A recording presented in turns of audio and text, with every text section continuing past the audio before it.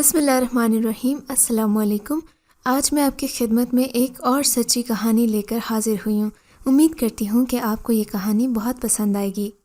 شادی کے 7 سال بعد منتو مرادوں سے لال میری گود میں آیا، یوں میں نے اس کا نام پیارے لال رکھا۔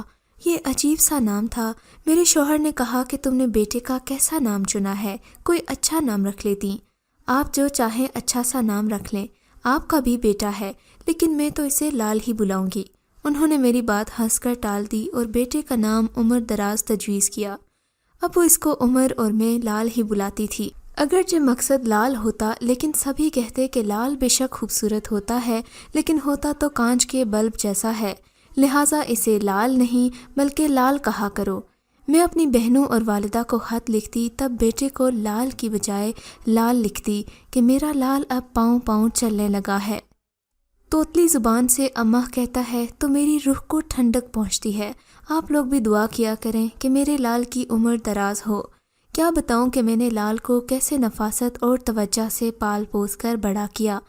آخر وہ دن بھی آ گیا جب وہ گبرو جوان ہو گیا۔ جب بھی اس کی طرف نگاہ اٹھاتی تو ماشاء اللہ اور نظر بددور کہتی۔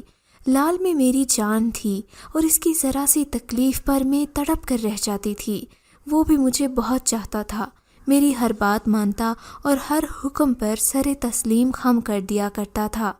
لیکن جب کالج میں داخلہ لیا تو اس کے رویے میں بدلاؤ آنے لگا۔ وہ بہت لاپرواہ سا ہو گیا تھا۔ پہلے جہاں چاہتا مجھ سے اجازت لے کر اور مجھے بتا کر جاتا تھا، لیکن اب بغیر بتائے چلا جاتا، آنے میں دیر سویر بھی کر دیتا تھا۔ ہمارے گھر کے قریب ہی میرے بھائیوں کے گھر تھے۔ ہم سب نے ساتھ ساتھ گھر بنوائے تھے کہ ایک دوسرے کے قریب رہیں گے تو دکھ سکھ کے ساتھی بنے رہیں گے۔ ہمارے بچوں میں بھی آپس میں پیار تھا۔ میرے بڑے بھائی کا نام مظہر تھا اور چھوٹے بھائی کا نام اطہر تھا۔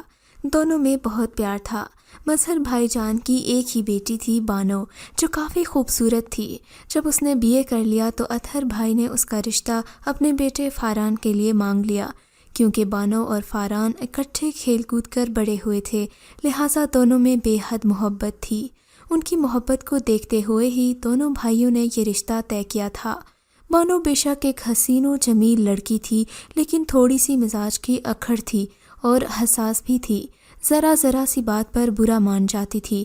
اس وجہ سے میری چھوٹی بھابھی یعنی اطہر کی بیوی ڈرتی تھیں کہ کہیں ایسا نہ ہو کہ یہ لڑکی ان کی بہو بن کر انہیں پریشان رکھے۔ بات چونکہ مردوں میں طے ہو چکی تھی، لہٰذا بھابھیوں کی مخالفت کی کوئی اہمیت نہیں رہی۔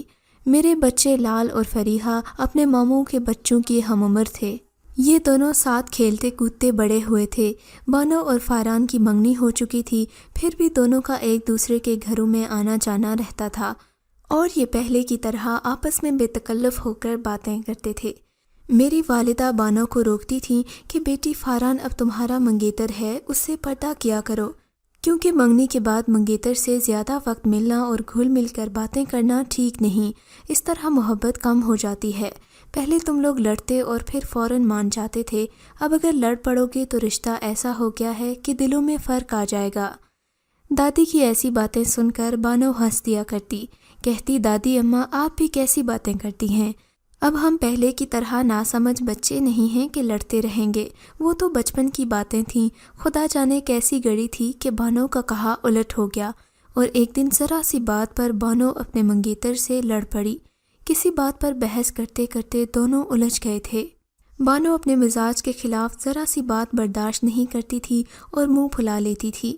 سب نے یہی سمجھا کہ 2-3 دن خفگی رہے گی پھر ٹھیک ہو جائیں گے، لیکن اس بار اس کی خفگی کئی دنوں تک برقرار رہی۔ فاران نے اسے منانے کی کوشش کی، نہ مانی تو بات چیت بند کر دی۔ وہ پریشان رہنے لگا۔ میرے بیٹے سے اس کی بے حد دوستی تھی، لہٰذا اس نے لال کی مدد لی اور کہا کہ تم بانو کے پاس جاؤ اور اس کو راضی کرو کہ مجھ سے بات کرے اور جو غصہ ہے اسے ختم کر دے۔ میری معذرت قبول نہیں کر رہی اور میں اس وجہ سے پریشان رہنے لگا ہوں، شاید وہ تمہاری بات مان لے اور مجھ سے ناراضگی ختم کر دے۔ بانو اور لال کی بہت بنتی تھی، وہ میرے بیٹے کی سب کزنز میں زیادہ عزت کرتی تھی، لہٰذا لال فاروق کا وکیل بن کر اس کے پاس گیا اور کہا کہ تم فاران کو معاف کر دو۔ اس کے منہ سے ایسی بات نکل گئی جو تمہیں بری لگی۔ اب اس بات کو درگزر کرو اور دل صاف کر لو، آخر کو وہ تمہارا منگیتر ہے اور تم لوگوں کو ساری عمر ساتھ گزارنی ہے۔ اگر اسی طرح شادی کے بعد بھی چھوٹی چھوٹی باتوں پر لڑتے رہو گے تو کیسے نبھے گی؟ خدا جانے بانو کے دل پر کیسی ٹھیس لگی کہ وہ لال کی بات سن کر بجائے نارمل ہونے کے چراغ پا ہو گئی۔ کہنے لگی میں ہرگز اسے معاف نہیں کر سکتی اور نہ ہی اب اس سے شادی کروں گی، تم بتا دو اسے۔ لال بانو کی بات سن کر ہکا بکا رہ گیا۔ اس نے کہا بانو یہ تم نے کیسی بات کر دی ہے؟ تمہارا رشتہ بڑوں نے کیا ہے، کیا تم اپنے والد اور تایا کا بھی لحاظ نہیں کرو گی؟ میں اپنی مرضی کی مالک ہوں اور میری صرف منگنی ہوئی ہے، نکاح نہیں ہوا، جبکہ لوگ تو نکاح بھی توڑ دیتے ہیں۔ تم جانتے ہو کہ میں ضد کی پکی ہوں اور ابو بھی مجھ سے اتنی محبت کرتے ہیں کہ اگر میں نے فاران سے شادی سے انکار کیا تو وہ میری بات مانیں گے۔ فاران کیا سمجھتا ہے خود کو جو اس نے مجھے کہا کہ میں تم جیسی بدزبان چڑیل سے شادی نہیں کر سکتا؟ کیا میں چڑیل لگتی ہوں؟ آخر میں نے ایسا کیا کیا ہے؟ وہ اس قدر سنجیدہ تھی کہ لال کو اسے مزید سمجھانے کی ہمت نہیں ہوئی۔ اس نے فاران کو آگاہ کر دیا کہ بانو بہت ناراض ہے اور اب وہ مندی دکھائی نہیں دیتی۔ کہتے ہیں جہاں محبت زیادہ ہو وہاں رنجشیں بھی ہوتی ہیں۔ ان دونوں میں محبت تھی لیکن بات بات پر تو میں بھی ہو جاتی تھی، اس لیے ان لڑائیوں کو سنجیدگی سے وہ نہیں لیتا تھا۔ اسے کیا خبر تھی کہ بانو کے دل پر فاران کے چند الفاظ سے ایسی ٹھیس پہنچے گی کہ وہ اس سے منہ موڑ لے گی بلکہ ناتا ہی ختم کر دے گی۔ فاران بہت دنوں تک اداس اور پریشان رہا اور اس نے چپ سادھ لی۔ بانو بھی کم پریشان نہیں تھی، لیکن جہاں وہ حساس بہت تھی، انا پرست بھی بلا کی تھی۔ اب جب دکھی ہوتی تو ہمارے گھر آ جاتی اور لال سے باتیں کرتی۔ میں سمجھتی کہ میرا لال اس کے منگیتر کا دوست ہے، اسی وجہ سے اپنے دل کا دکھ کم کرنے کو لال کے پاس آ بیٹھتی ہے۔ مجھے علم نہیں ہو سکا کہ رفتہ رفتہ اس کی لال سے اتنی ذہنی ہم آہنگی ہو گئی ہے کہ فاران کی تصویر کو دل سے مٹا کر اس کی جگہ میرے بیٹے کی تصویر آویزاں کر لی ہے۔ ایک روز جب میں نے لال سے شادی کا ذکر چھیڑا تو اس نے کہا امی جان کہیں اور لڑکی دیکھنے کی ضرورت نہیں، میں نے جس لڑکی سے شادی کرنی ہے فیصلہ کر لیا ہے کہ اسی سے شادی کروں گا۔ بیٹا وہ لڑکی کون ہے مجھے بھی تو بتاؤ۔ کہنے لگا وہ لڑکی بانو ہے۔ یہ تم کیا کہہ رہے ہو؟ اور تمہارا دماغ تو صحیح ہے، بانو تمہارے بڑے ماموں کی ہونے والی بہو ہے اور اس کی منگنی ہو چکی ہے۔ وہ فاران سے شادی نہیں کر رہی امی، وہ مجھ سے شادی کرے گی۔ یہ کیسے ہو سکتا ہے بیٹا؟ اس طرح تو میں اپنے بھائی اور بھابھی سے ہمیشہ کے لیے جدا ہو جاؤں گی۔ بھائی صاحب کو اس قدر دکھ ہوگا، پھر بانو کے والد اس رشتے پر کب راضی ہوں گے؟ وہ کیوں کر اپنے بڑے بھائی کو خفا کر کے ہمارے ساتھ رشتہ جوڑیں گے؟ ماں میں نے ان باتوں کو نہیں سوچا اور نہ ہی سوچوں گا۔ میں اور بانو شادی کرنا چاہتے ہیں اور اسی امر کو مد نظر رکھیے۔ مجھے یہ بالکل بھی منظور نہیں ہے کہ میرے دونوں بھائی مجھ سے الگ ہو جائیں۔ تم اس خیال کو دل اور دماغ سے نکال دو۔ میں نہیں نکال سکتا ماں، جب بانو فاران سے شادی پر راضی نہیں ہے تو زبردستی اس کی شادی نہیں ہو سکتی۔ آپ فکر نہ کریں، وہ خود مسئلہ حل کر لے گی۔ وہ مجھ سے شادی کے لیے خود اپنے والدین کو راضی کرے گی۔ بیٹے کی تعویلیں سن کر میں ششدر رہ گئی۔ مجھے بھی اپنے پیارے لال سے بے حد محبت تھی اور اس کی خوشی میں ہی میری خوشی تھی، لیکن میں دو بھائیوں کی ناراضگی مول لینے کا سوچ بھی نہیں سکتی تھی۔ میں لال کی بانو سے شادی پر راضی نہیں ہوئی تاکہ میرے بھائی ناراض نہ ہوں۔ بانو تو باپ کی لاڈلی تھی، اسی لیے اپنے والدین کو منا لیا، لیکن لال مجھے نہیں منا سکا۔ بڑے بھائی کی پاسداری میں اور میرے شوہر لال اور بانو کی شادی میں شریک نہ ہوئے، لیکن اس کے چھوٹے ماموں یعنی بھائی اطہر اس کے بھی سرپرست بن گئے اور لال کو اپنے گھر بلا کر بانو کا نکاح لال سے کر دیا۔ جن دنوں یہ نکاح ہوا بانو کافی زرد اور بیمار سی رہنے لگی تھی۔ اس کی رنگت کافی دنوں سے زرد ہو گئی تھی۔ میں نے اپنے بیٹے سے کہا کہ بیٹا سوچ سمجھ کر شادی کرو، ایسا نہ ہو کہ شادی کے بعد بانو میں کوئی بیماری نکل آئے اور تمہیں پچھتانا پڑے۔ لیکن اس نے میری ایک نہیں سنی اور بانو کو رخصتی کرا کر اپنے ساتھ سعودی عربیہ لے گیا، کیونکہ اطہر بھائی نے ان کا ویزا بھی لگوا دیا تھا۔ جدہ میں جاتے ہی لال کو نوکری مل گئی اور اس نے بانو کے ساتھ نئی زندگی کی شروعات کر دی۔ میں بڑے بھائی کی خاطر بے شک بیٹے کی شادی میں شریک نہیں تھی، لیکن دل سے دعائیں تو دیتی تھی، خدا کرے جہاں رہے خوش اور شاد و باد رہے۔ فاران کا ایسا دل ٹوٹا کہ اس نے پاکستان چھوڑ دیا۔ بڑے بھائی نے اس کا داخلہ بیرون ملک کی ایک یونیورسٹی میں کرا دیا اور وہ اعلیٰ تعلیم کے لیے برطانیہ چلا گیا۔ جدہ میں بانو اور لال ہنسی خوشی زندگی کے دن گزارنے لگے۔ میرا بیٹا اپنی ملازمت اور شریک حیات دونوں سے بہت خوش تھا۔ انہوں نے وہاں کئی حج اور عمرے کیے۔ لال مجھے فون کرتا، خط لکھتا، لیکن میں نے اس سے ناراضگی برقرار رکھی۔ کسی خط کا جواب دیتی اور نہ فون پر بات کرتی۔ البتہ میرے شوہر اور بیٹی فریحہ ان کے ساتھ باتیں کرتے اور خطوط کے جواب بھی دیتے تھے۔ اس طرح مجھے ان کے حالات سے آگہی ہوتی رہتی تھی۔ یہ رمضان المبارک کا آخری عشرہ تھا کہ چھوٹے بھائی اطہر کی طبیعت خراب ہو گئی۔ وہ روزے سے تھے کہ رضائے الہی سے فوت ہو گئے۔ ان کا اچانک ہارٹ فیل ہو گیا تھا۔ ٹیلی فون پر جدہ اطلاع کرانے لگے تو بانو کی والدہ نے منع کیا کہ میری بیٹی کو باپ کی وفات کی کوئی خبر نہ دے، بلکہ یہی کہا جائے کہ تمہارے والد شدید بیمار ہیں، لہٰذا تم وقت ضائع کیے بغیر فوراً آ جاؤ۔ فریحہ نے فون کر کے لال کو یہ خبر دی اور تاکید دی کہ بانو کو مت بتانا بلکہ ساتھ لے کر فوراً روانہ ہو جاؤ۔ لال کو 1 ماہ کی چھٹی تھی اور وہ بانو کو ہمراہ لے کر گھر آ گیا۔ بانو جب والد کے انتقال پر پہنچی تو اس کا رو رو کر برا حال ہو گیا تھا، کیونکہ وہ اپنے باپ سے بہت زیادہ محبت کرتی تھی۔ 1 ماہ بعد بھی اس کی حالت نہیں سنبھلی تو لال اسے مہکے میں چھوڑ کر واپس جدہ ڈیوٹی پر چلا گیا۔ کہا کہ جب بانو کی حالت سنبھل جائے گی تو آ کر اسے لے جائے گا۔ 3-4 ماہ بعد اپنی والدہ کے گھر رہنے کے بعد بالآخر بانو دوبارہ جدہ اپنے شوہر کے پاس چلی گئی، لیکن وہاں بھی اس کو رونے دھونے کے علاوہ کوئی کام نہیں تھا۔ والد کی فوٹو دیکھتی رہتی اور روتی رہتی تھی، غرض یہ کہ ایک لمحہ بھی وہ اپنے والد کو نہیں بھلا پا رہی تھی۔ اس کے غم کی وجہ سے لال بھی بہت پریشان تھا۔ وہ ٹھیک طرح سے کھاتی پیتی بھی نہیں تھی، روز بروز کمزور ہوتی جا رہی تھی۔ لال نے تبھی اس کے والد کی تصویریں چھپا دیں اور کہا کہ تم ان کی بخشش کے لیے دعا کیا کرو، اس طرح ان کی روح کو سکون ملے گا۔ کچھ عرصہ جدہ میں گزار کر بانو دوبارہ پاکستان آ گئی۔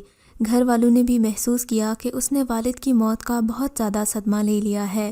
وہ بھی اس کو سمجھاتے کہ مرحوم کو ہر وقت یاد کرنا یا ان کی باتیں کرنا ٹھیک نہیں ہے۔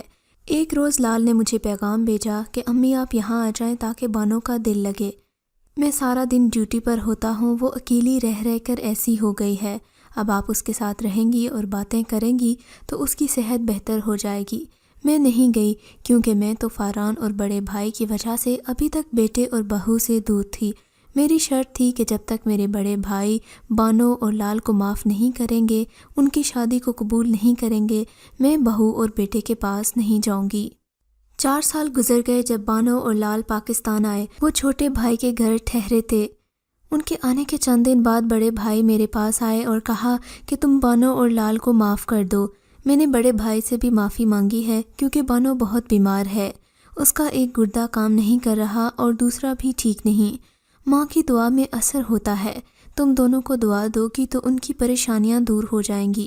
میں ماں تھی، یہ سن کر میرا دل پگھل گیا۔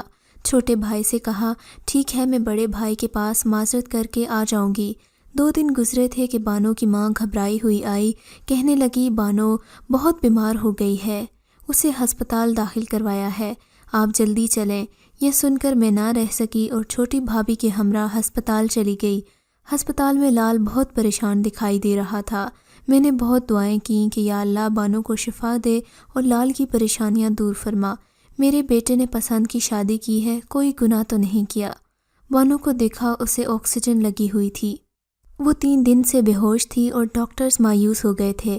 میں اس کے سرہانے بیٹھ کر تلاوت کرنے لگی۔ کچھ دیر بعد ECG کا گراف بڑھ گیا، جسم میں حرکت ہوئی اور بانو نے آنکھیں کھول دیں۔ ڈائلسس کے بعد مریضہ کو ہوش آ گیا اور حالت قدرے بہتر ہو گئی۔ اب ڈاکٹرز پر امید تھے۔ انہوں نے کہا کہ ہفتے میں 2 بار اسی طرح مشین لگے گی۔ مریضہ کا بچ جانا ایک معجزہ ہے۔ جس ہسپتال میں بانو داخل تھی وہاں علاج بہت مہنگا تھا۔ جتنا خرچہ ہو چکا تھا وہی برداشت کرنا مشکل ہو گیا تھا۔ اب ڈاکٹرز کہہ رہے تھے کہ گردہ تبدیل کرنا ہے، گردے کا بندوبست کر دیں۔ فیملی کے کسی فرد کا گردہ چاہیے ہوتا ہے جس کا بلڈ بھی بانو کے بلڈ گروپ سے میچ کرتا ہو۔ بانو کا بلڈ گروپ مشکل سے ملتا تھا۔ پہلے سوچا کہ انڈیا جا کر گردہ تبدیل کروائیں۔ یہ ان دنوں کا ذکر ہے جب عراق اور کویت کی جنگ ہو رہی تھی۔ ڈاکٹرز کی رائے تھی کہ گردے کے بارے میں تسلی ہونی چاہیے کہ کسی تندرست آدمی کا ہو، ورنہ مریض کی باڈی اس کو رد کر دیتی ہے تو پھر پیچیدگیاں پیدا ہو جاتی ہیں۔ میں نے کہا میرا گردہ لے لو، مگر میری عمر زیادہ تھی۔ لال کا گردہ بھی بلڈ گروپ مختلف ہونے کی وجہ سے ڈاکٹروں نے نہ لیا۔ اخبار میں اشتہار دینے سے بھی مسئلہ حل نہیں ہوا۔ اب بانو کی حالت یہ تھی کہ مزید ڈائلسس سے دقتیں پیدا ہونے لگی تھیں، جسم میں سوزش ہونے لگی، علاج، اخراجات اور کوششیں کام نہ آئیں تو لال مجھے اور بانو کو لے کر جدہ آ گیا۔ یہاں بانو کو شاہ فہد ہسپتال میں داخل کرا دیا۔ یہاں بھی ڈائلسس کرتے رہے، ادویات دیتے رہے اور ہفتے میں ایک بار مدینہ منورہ اور مکہ مکرمہ جا کر بانو کی صحت کے لیے دعائیں کرتے رہے۔ ہم پر بڑی مشکل آ پڑی تھی۔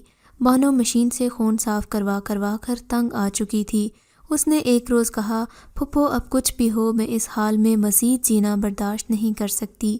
میں نے تسلی دی، بیٹے اپنے رب کی رحمت سے مایوس نہ ہو، وہ ضرور تمہیں صحت دے گا، میری اور تمہارے والدین کی دعائیں رائگاں نہیں جائیں گی۔ جس دن یہ بات ہو رہی تھی اس دن شام کو ہسپتال سے فون آیا کہ مریضہ کو جلد لے آئیے، گدہ مل گیا ہے اور آپریشن کیا جائے گا۔ آپریشن ہو گیا۔ وہ لمحات بہت صبر آزما تھے۔ پھر ڈاکٹر نے خوشخبری دی کہ آپریشن کامیاب رہا ہے اور مریضہ کی حالت ٹھیک ہے۔ بانو ICU میں تھی۔ ہم سعودی حکومت اور ان کے حکمرانوں کو دعائیں دے رہے تھے جن کی معاونت سے اتنا بڑا مسئلہ حل ہوا تھا۔ باقی شفا دینے والی ذات تو میرے رب کی ہے۔ زندگی سے مایوس بانو کو اللہ نے شفا دی۔ وہ صحت یاب ہو کر وطن لوٹی تو بڑے ماموں نے بھی اسے معاف کر دیا اور ہم نے شکر ادا کیا کہ ہماری بانو کو دوبارہ نئی زندگی مل گئی تھی۔ لیکن یہ سچ ہے کہ کبھی کبھی انسان کو اس کے گناہوں کی سزا اپنی زندگی میں ہی مل جاتی ہے، جیسے بانو کو فاران کا دل دکھا کر اپنی زندگی میں ہی بہت کڑی سزا ملی تھی۔ اللہ سب کی بیٹیوں کے نصیب اچھے کرے، آمین۔ اگر آپ کو یہ کہانی اچھی لگی ہے تو ہماری ویڈیو کو لائک کیجیے اور اس طرح کی مزید کہانیاں سننے کے لیے ہمارے چینل کو ضرور سبسکرائب کریں۔